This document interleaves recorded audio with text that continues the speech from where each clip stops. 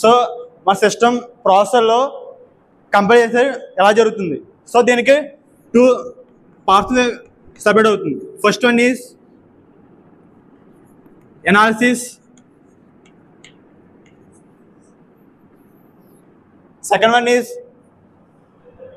Synthetic.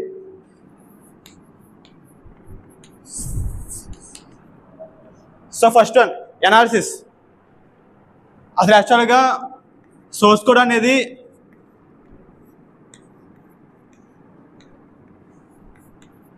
Analysis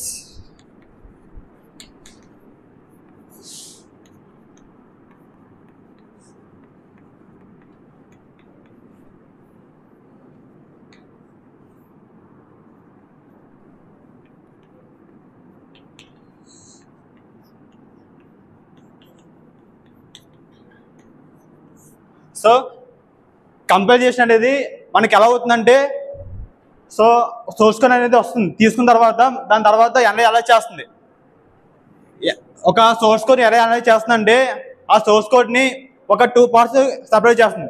separate చేసిన తర్వాత దానికి ఇంటర్మీడియట్ కోడ్ అనేది యాడ్ చేస్తుంది. యాడ్ చేసిన తర్వాత ఆబ్జెక్ట్ కోడ్కి అర్థమయ్యే విధంగా మనకి ఆ సోర్స్ కోడ్ అనేది సెన్స్ అవుతుంది. సో ఇలా ప్రాసెస్ అనేది జరుగుతుంది కంపారిజన్ అనేది.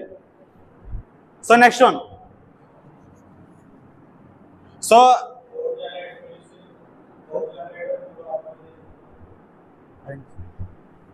నెక్స్ట్ చెప్తాను సార్. సో దీంట్లో కంపారిజన్ అనేది మనకి ఎలా జరుగుతుంది. సో దీంట్లో ఏంటంటే మనకు ఇప్పుడు కొత్తగా టెక్నాలజీ పెరిగింది కాబట్టి సాఫ్ట్వేర్ టూల్స్ వచ్చాయి.